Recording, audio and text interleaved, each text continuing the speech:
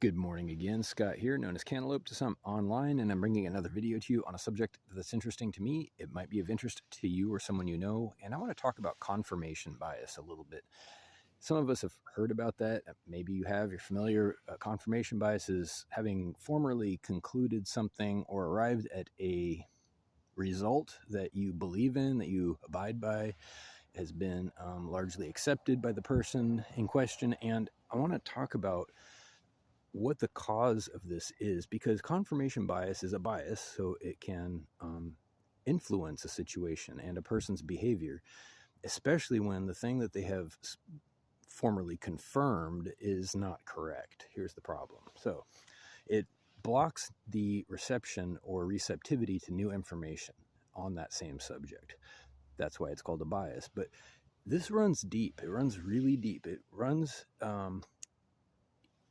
so deep, actually, that when people are convinced of something, especially from an early age, they may spend the vast majority of their life believing this thing, at which point any information or arguments to the contrary would make them have been wrong their entire life.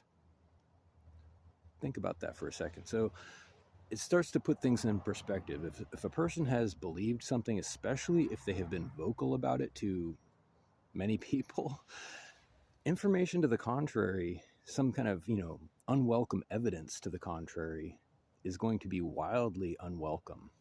It's going to be inconvenient, but also humiliating. This is the basis for confirmation bias. It's in for penny, in for pound, they say. Maybe you've heard that one. It means if you're going to commit a little bit, you're going to stay on that commitment, whether it's just for a penny or a pound. It's more about direction. It's a choice of direction, not magnitude. And I keep bringing this up in terms of complaints, where somebody might say, well, it could be worse, which usually is designed to put down a protest or a complaint, right? Someone says it could be worse. Well, what they're doing is they're redirecting your complaint about direction to one of magnitude. But it wasn't a complaint about magnitude usually. It was a complaint about any degree in that direction, an unsavory or inappropriate direction. So back to the subject, confirmation bias is the same idea, where somebody will commit to a perspective and they will stand by that commitment, regardless of what anybody says, regardless of evidence. And what I'm saying is that it can become so compelling to the person that they will sacrifice their entire life, sometimes, just to stay on that side. They would rather die than be humiliated and proven wrong. This happens. It's unbelievable. So it really highlights the importance of debate, staying, open-minded. You've heard of being open-minded. It's to save your own life if you're wrong about something important. Geez, I think it's important to admit that most of what people know, I'll speak for myself, most of what I know is based on, a set of conclusions that may or may not be entirely accurate. This is the nature of objectivity, the nature of science.